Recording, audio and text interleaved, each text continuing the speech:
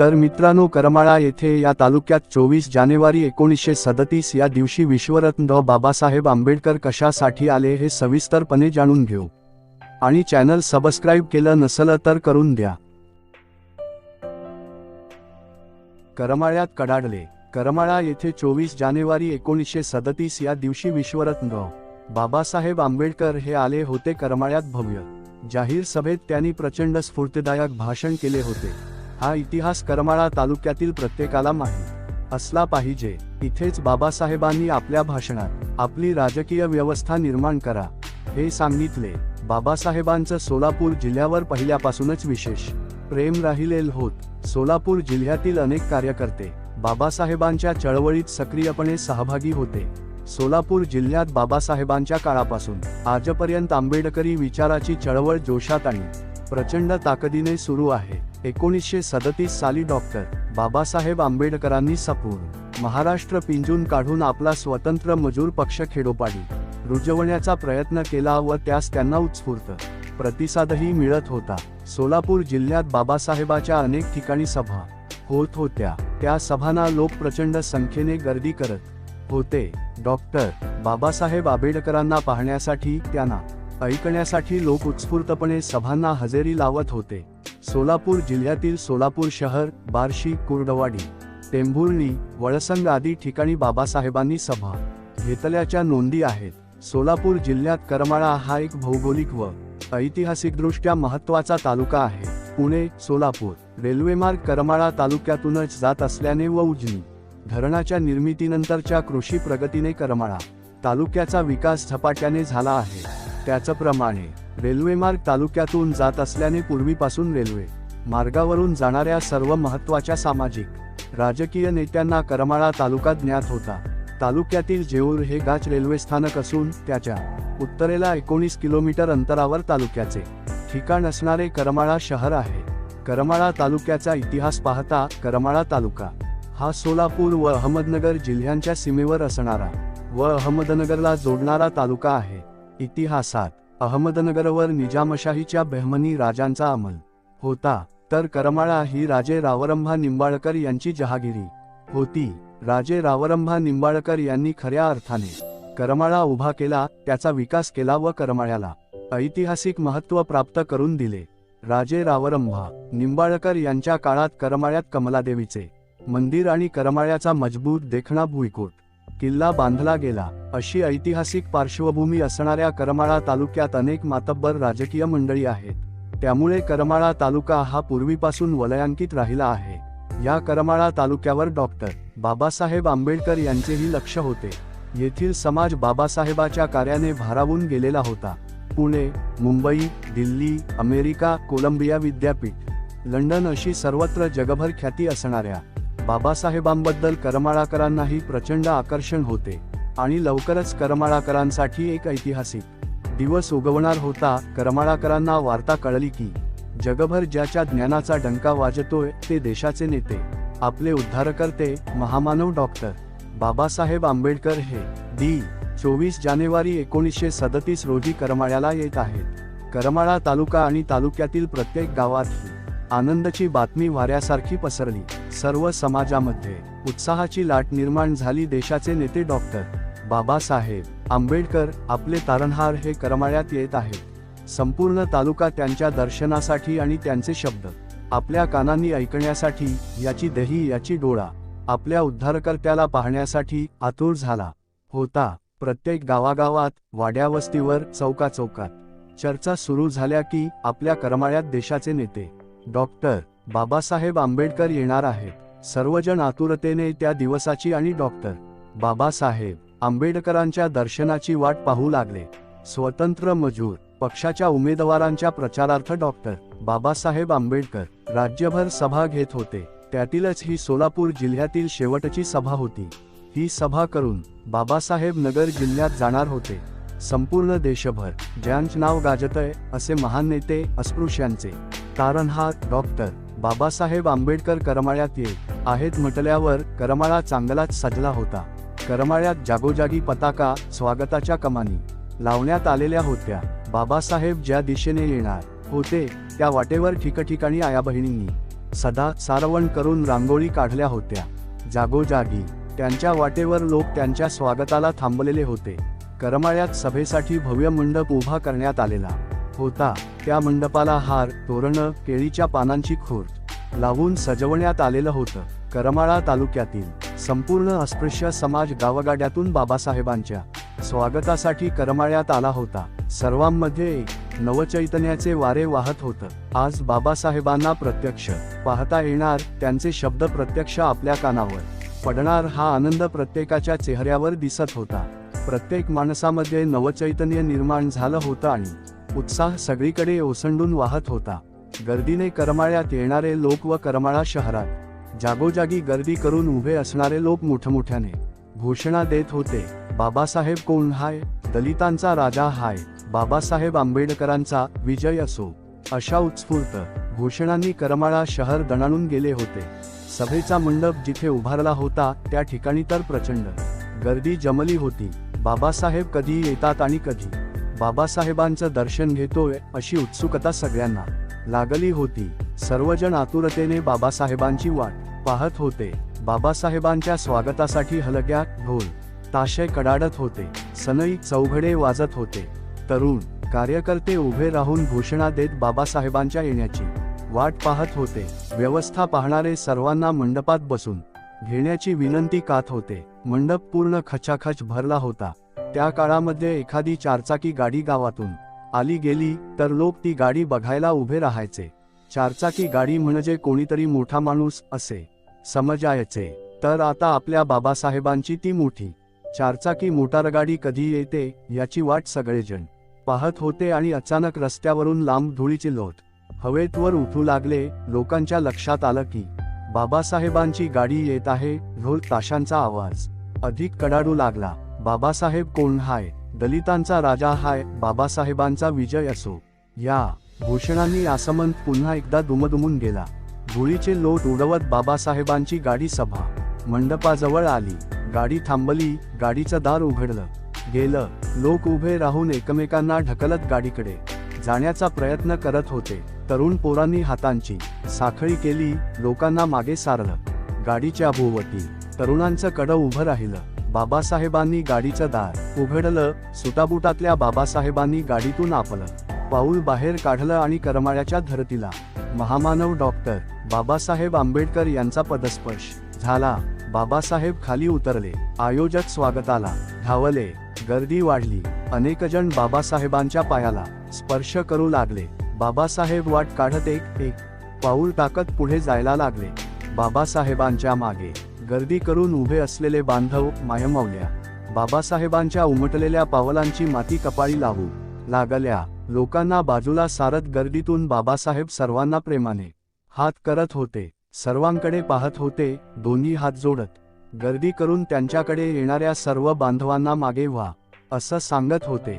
बाबासाहेब एक पाऊल टाकत सभास्थानाकडे मंडपातून आतमध्ये यायला लागले. आपल्यासमोर हिमालय उभा आहे. आपलं रक्षण करणारा रक्षणकर्ता उभा आहे. हे करमाळ्याची जनता पाहत अनुभवत होती.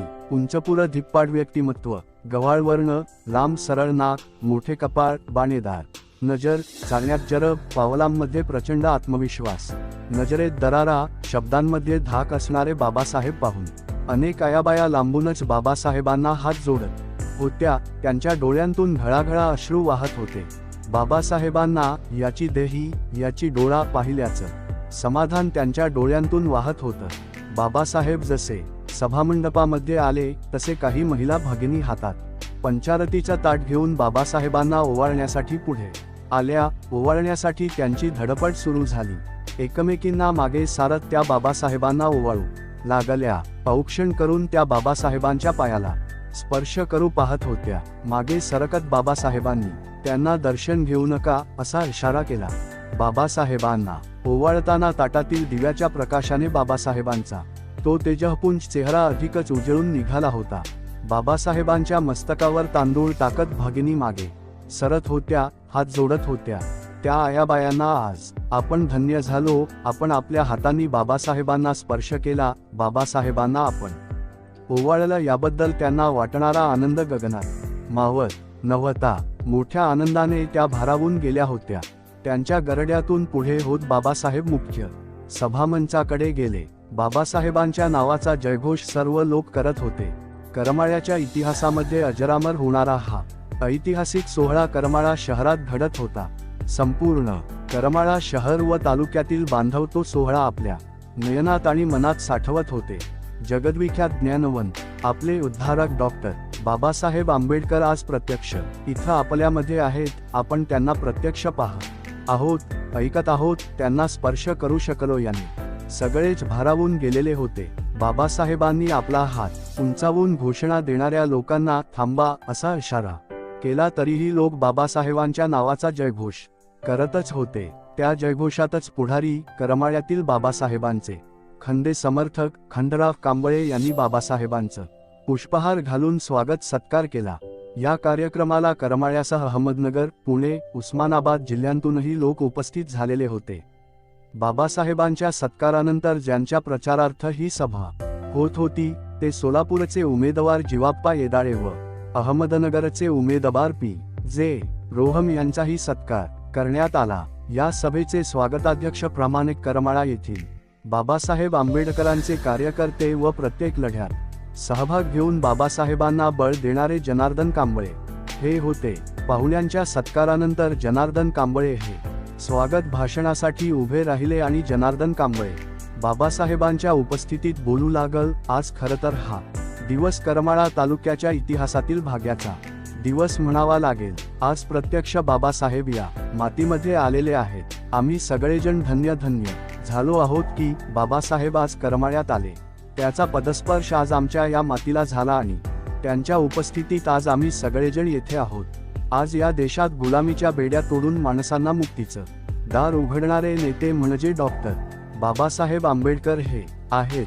जगात ज्यांच्या ज्ञानाचा डंका वाजत आहे असे हुशार अभ्यासू नेते भारताला आणि आम्हा सगळ्यांना लाभले याचा आम्हाला खूप आनंद वाटतो. आपले बाबासाहेब कितीतरी मोठमोठ्या संकटांतून जात आहेत, पण त्या संकटांना बाबासाहेब परतवून लावत आहेत. बाबासाहेबांनी आपल्या समाजासाठी खूप मोठा त्याग केला आहे. स्वतःच्या संसाराकडेही लक्ष द्यायला त्यांना वेळ नाही. समाजाच्या लढाईत लढताना प्रसंगी त्यांनी आपली पोटची लेकरं गमावली, पण समाजाकडे दुर्लक्ष केले नाही. असे नेते आपल्याला लाभले आहेत. त्यांचे हात बळकट करणे हे आपले काम आहे. आज ते आपल्या सोलापूरचे उमेदवार जीवाप्पा येदाळे यांच्या प्रचारासाठी आपल्या करमाळ्यात आले आहेत. मी त्यांना सगळ्या करमाळाकरांच्या वतीने या ठिकाणी शब्द देतो. बाबासाहेब, तुम्ही दिलेले उमेदवार जीवाप्पा येदाळे यांना आम्ही सगळेजण एक शिक्का मतदान करू आणि त्यांना निवडून आणून तुमचे हात बळकट करू. आम्हाला कोणी काही सांगितलं, काही म्हणालं तरी बाबासाहेब आम्ही तुमच्याची कधीच बेईमान होणार नाही. आम्ही आपले उमेदवार जीवाप्पा येदाळे यांनाच मतदान करणार आणि निवडून देणार. हा शब्द आज भी बाबासाहेब तुम्हाला सर्व करमाळाकरांच्या वतीने देतो. जनार्दन कांबळे यांनी अशा प्रकारे सर्व करमाळकरांची भूमिका मांडली. या भाषणाने करमाळाकरांना आपण बाबासाहेबांशी बोलत आहोत आणि बाबासाहेबांना शब्द देत आहोत अशी भावना निर्माण झाली. जनार्दन कांबळे यांच्या मी शब्द देतो या वाक्यानंतर सगळे हात वर करून हो बाबासाहेब असे म्हणत घोषणा देऊ लागले. जोरजोरात टाळ्या वाजवू लागले. बाबासाहेब आंबेडकरांचा विजय असो या घोषणांनी पुन्हा एकदा करमाळा दुमदुमले. जनार्दन कांबळे यांच्या भाषणानंतर ज्यांच्या प्रचारासाठी ही सभा आयोजित केलेली होती ते जीवाच्या येदाळे व अहमदनगरचे उमेदवार पी. जे. रोहयेका दोघांचीही भाषणे झाली. या दोघांनीही बाबासाहेबांनी आपल्यावर जो विश्वास दाखवला आहे आणि जी जबाबदारी आमच्या खांद्यावर टाकली आहे ती जबाबदारी आम्ही यशस्वीपणे पार पाडू. निवडून आल्यानंतर समाजासाठी बाबासाहेबांप्रमाणे काम करू. बाबासाहेबांचे हात मजबूत करण्यासाठी व आपला स्वतंत्र मजूर पक्ष वाढवण्यासाठी आपण सर्वांनी आम्हाला मतदान करावे असे आवाहन या उमेदवारांनी केले. या सर्वांच्या भाषणानंतर सर्वांना ज्या भाषणाची आणि ज्यांच्या शब्दांच्या आतुरता लागलेली होती ते डॉक्टर बाबासाहेब आंबेडकरांचे भाषण आता होणार होते आणि निवेदकाने आता आपल्या सर्वांचे मार्गदाते, संपूर्ण भारतातील अस्पृश्यांचे तारणहार, जगातील एक महान ज्ञानवंत, स्वतंत्र मजूर पक्षाचे संस्थापक डॉक्टर बाबासाहेब आंबेडकर हे शब्द उच्चारले आणि उपस्थित हजारो अनुयायांमध्ये एक नवे चैतन्य निर्माण झाले. अनेक तरुण उभे राहून घोषणा द्यायला लागले. अनेक जण जोरजोरात टाळ्या वाजवायला लागले. डॉक्टर बाबासाहेब आंबेडकरांचा विजय असो, बाबासाहेब कोण हाय, दलितांचा राजा हाय, या घोषणांनी आसमंत पुन्हा एकदा दुमदुमला. आपल्या खुर्चीवरून उठून उभे राहून धीरगंभीर पावले टाकत चालणारे बाबासाहेब त्या हजारोंच्या जनसमुदायाला नव्या क्रांती वादळाप्रमाणे भासत होते. शांतपणे एक एक पाऊल टाकत बाबासाहेब माईकजवळ गेले. घोषणांचा जयघोष अजूनही सुरूच होता. माईकजवळ गेलेले बाबासाहेब आपला हात वर करून उत्साही तरुणांना शांत व्हा असा इशारा करतात. बाबासाहेबांच्या इशाऱ्यानंतर हळूहळू सर्व गर्दी शांत होते. घोषणा ओठांमध्ये दाबल्या जातात. बाबासाहेबांच्या शब्दांकडे जीव कानात आणून प्रत्येक जण लक्ष देतो. क्षणभर बाबासाहेब स्तब्ध होतात आणि मंडपात सभोवार नजर फिरवतात. प्रत्येकावर बाबासाहेबांची नजर पडते. बाबासाहेब आपल्याकडे पाहत आहेत. बाबासाहेबांच्या डोळ्याशी आपले डोळे भेटत आहेत. त्यांच्याशी आपली नजरानजर होते आहे. असं चैतन्य, असा आनंद बाबासाहेब सर्वांच्या डोळ्यातून टिपतात आणि मोठ्या उत्स्फूर्तपणे बाबासाहेब आपल्या भाषणाला सुरुवात करतात. करमाळ्यातील माझ्या बंधूंनो आणि भगिनींनो, बाबासाहेबांच्या या शब्दानंतर हजारो करमाळाकर जोरदार टाळ्या वाजवून बाबासाहेबांच्या या शब्दांचे स्वागत करतात. पुढे बाबासाहेबांनी करमाळा तालुक्यातील त्यांचे चळवळीतील ज्येष्ठ कार्यकर्ते गो कांबळे यांना श्रद्धांजली अर्पण केली. करमाळ्याचे गो कांबळे हे शिक्षण क्षेत्रातील एक महत्त्वाचे अधिकारी होते. सुरुवातीच्या काळात ते शिक्षक होते, परंतु पुढे पदोन्नतीने ते हेडमास्तर झाले आणि पुढे सहाय्यक शिक्षणाधिकारी झाले. अशा प्रकारे सहाय्यक शिक्षणाधिकारी होणारे ते पहिलेच अस्पृश्य अधिकारी होते. 1927 साली 26 व 27 नोव्हेंबर रोजी सोलापूर शहरात भरलेल्या दुसऱ्या मतदार परिषदेत करमाळा तालुक्याची जबाबदारी या गो कांबळे यांच्यावर सोपवण्यात आली होती. तसेच आपल्या चळवळीच्या माध्यमातून ते सर्व अस्पृश्य शिक्षकांना न्याय मिळवून देत होते. 1920 साली अस्पृश्य समाजातील शिक्षकांची सोलापुरात मंत्री रँगलर परांजपे यांच्या उपस्थितीत एक परिषद घेण्यात आली होती. या परिषदेचे अध्यक्ष रँगलर परांजपे हे होते. या परिषदेत अस्पृश्य शिक्षकांची बाजू गो कांबळे यांनी मांडली होती व त्यांच्यावर कशाप्रकारे सरकार आणि सवर्ण समाज या दोन्हीकडून अन्याय होतो हे त्यांनी सरकारला दाखवून दिले होते. 1929 साली ऑगस्ट 16 रोजी त्यांचे आकस्मिक निधन झाले होते. अशा समाजशील, चारित्र्यसंपन्न, अभ्यासू व्यक्तिमत्वाबद्दल उल्लेख करून बाबासाहेबांनी भाषणाच्या सुरुवातीलाच गो कांबळे यांना श्रद्धांजली अर्पण केली. पुढे बोलताना बाबासाहेब म्हणतात, या सार्वत्रिक निवडणुकीच्या निमित्ताने माझा हा सोलापूर जिल्ह्याचा दौरा आज तुम्हा करमाळावासियांच्या साक्षीनं या ठिकाणी पूर्ण होत आहे. यानंतर पुढे मी नगरला जाणार आहे. परंतु माझ्या बंधूंनो आणि भगिनींनो, आज मी तुमचा मनापासून आभारी आहे. तुम्ही ज्या उत्साहाने हजारोंच्या संख्येने इथे उपस्थित राहून मोठ्या आनंदाने माझं स्वागत केलं ते पाहून मी भारावून गेलो आहे. मला तुम्हाला एक आवर्जून सांगायचं आहे की मी जे लढे उभे करत आहे, आजवर उभे केले आहेत, ते मी तुम्हा सर्वांच्या याच ताकदीच्या जोरावर उभे केले आहे. हा तुमचा उत्साह पाहिला की मला अजून लढायला बळ येतं. या तुमच्या अलोट प्रेमाने आणि विश्वासाने मी आजवर प्रत्येक संकटावर मात करीत आलो आहे. पण लोकहो, आता पुढची लढाई ही फक्त सामाजिक अन्यायाविरोधाची लढाई नाही, तर आता आपल्याला आपल्या राजकीय अस्तित्वाची लढाई लढायची आहे आणि ती जिंकायची आहे. याकरिता आता आपल्याला मुंबईच्या लेजिस्लेटिव्ह कौन्सिलमध्ये आपले उमेदवार निवडून पाठवायचे आहेत, तरच आपल्याला न्याय मिळू शकतो. म्हणून आपण आपल्या स्वतंत्र मजूर पक्षाच्या वतीने ठिकठिकाणी सक्षम उमेदवार उभे केलेले आहेत. आपल्या सोलापूरमधून जीवाप्पा येदाळे हे आपले अधिकृत उमेदवार आहेत. काही लोक अपप्रचार करतील, मात्र तुम्ही फसू नका. कोणत्याही आमिषाला, भूलथापांना बळी पडू नका. आपले अधिकृत उमेदवार जीवाप्पा येदाळे यांनाच प्रचंड बहुमतांनी निवडून द्या. हे आवाहन आज या ठिकाणी मी तुम्हाला करीत आहे. बाबासाहेबांचा प्रत्येक शब्द कानात प्राण आणून तो सगळा जनसमुदाय ऐकत होता. टाचणी पडली तरी आवाज यावा इतकी शांतता आणि वाक्य संपल्यानंतर प्रचंड टाळ्यांचा कडकडाट होत होता. बाबासाहेबांचे भाषण संपलं. बाबासाहेबांच्या नावाचा जयघोष आणि टाळ्यांचा कडकडाट बराच वेळ होत राहिला. बाबासाहेबांच्या भाषणातला प्रत्येक शब्द मनात आणि मेंदूत साठवून सर्वांनी मनात निर्धार केला होता की बाबासाहेबांनी आपल्याला जे सांगितले आहे, जे आवाहन केलंय, ते आपण पूर्ण करायचं। बाबासाहेबांच्या उमेदवाराला मतदान करून बाबासाहेबांचे हात बळकट करायचे। भाषण संपल्यानंतर बाबासाहेब पुन्हा खुर्चीकडे गेले नाहीत। बाबासाहेबांना अहमदनगरच्या सभेला पुढे जायचे होते। तिकडचे उमेदवार आणि कार्यकर्ते बाबासाहेबांना घेऊन जाण्यासाठी तेथे हजर झालेले होते। बाबासाहेब स्टेजवरून खाली उतरू लागले। सगळ्या मायमाऊल्या खाली उतरताना दिसणारे राजबिंडे बाबासाहेब, करारी बाबासाहेब डोळ्यात टिपण्याचा प्रयत्न करत होत्या। बाबासाहेब खाली आले। सगळ्यांनी बाबासाहेबांच्या पाया पडण्यासाठी गर्दी केली। बाबासाहेबांच्या पायाला स्पर्श करण्यासाठी झुंबड उडाली। पाया पडू नका, मागे व्हा, असं बाबासाहेबांसह सगळेच सांगत होते, पण कोणीच ऐकायला तयार नव्हतं। तरुणांनी पुन्हा हाताची साखळी केली आणि लोकांना मागे सारलं।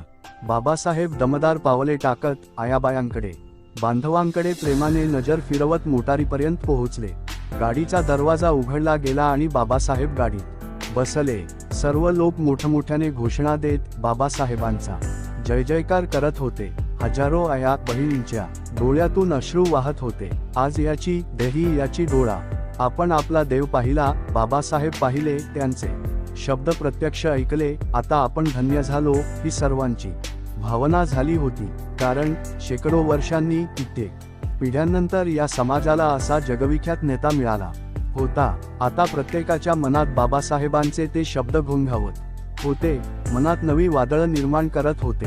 आता आपल्याला आपली राजकीय व्यवस्था निर्माण करायची आहे। बाबासाहेबांचे हे शब्द त्या हजारोंच्या जनसमुदायाला नवं राजकीय बळ देणारे आणि तुम्हाला तुमचं अस्तित्व निर्माण करावं लागेल, म्हणजेच आता तुम्हाला शासनकर्ती जमात व्हावे लागेल हे सांगणारे होते। करमाळाकरांनो, आता तुम्ही आपल्या पक्षाचा उमेदवार निवडून द्या, तरच तुमचे प्रश्न सुटतील, हे बाबासाहेबांनी त्या दिवशी करमाळ्याच्या मातीमध्ये उभं राहून सांगितलं होतं। हे करमाळकरांना आता तरी समजलं पाहिजे। तुम्हाला तुमचे प्रश्न सोडवायचे असतील तर तुम्हाला तुमच्या विचारांचा, तुमची चळवळ मजबूत करणारा सच्चा उमेदवार निवडून द्यावा लागेल। त्याशिवाय तुम्ही तुमचं राजकीय अस्तित्व निर्माण करू शकत नाही, हे बाबासाहेबांनी करमाळ्याच्या मातीमध्ये उभं राहून सांगितलं आहे। हा करमाळ्याचा इतिहास आहे। हा इतिहास पुढच्या पिढ्यांना समजला पाहिजे। बाबासाहेब या करमाळ्यात आले होते। या करमाळ्याच्या मातीला त्यांचा पदस्पर्श झाला आहे। ही माती ऐतिहासिक आहे। या मातीतून पुन्हा इतिहास घडला पाहिजे आणि बाबासाहेबांनी जे सांगितलं होतं की तुम्हाला तुमची स्वतःची राजकीय व्यवस्था निर्माण करावी लागेल, ती राजकीय व्यवस्था निर्माण करणारी नरवा पिढी करमाळ्याच्या, सोलापूरच्या, महाराष्ट्राच्या आणि पर्यायाने या देशाच्या मातीतून उभी राहिली पाहिजे। हे बाबासाहेबांचे स्वप्न पूर्ण करण्यासाठी नव्या युगाच्या या नव्या पिढीला जग बदलणारा बापमाणूस विश्वरत्न डॉक्टर बाबासाहेब नव्या रूपाने, नव्या शब्दात, नव्या ताकदीने सांगत राहूया। तर मित्रांनो, व्हिडिओ आवडला तर नक्कीच सबस्क्राईब करा आणि लाईक, शेअर, कॉमेंट करा।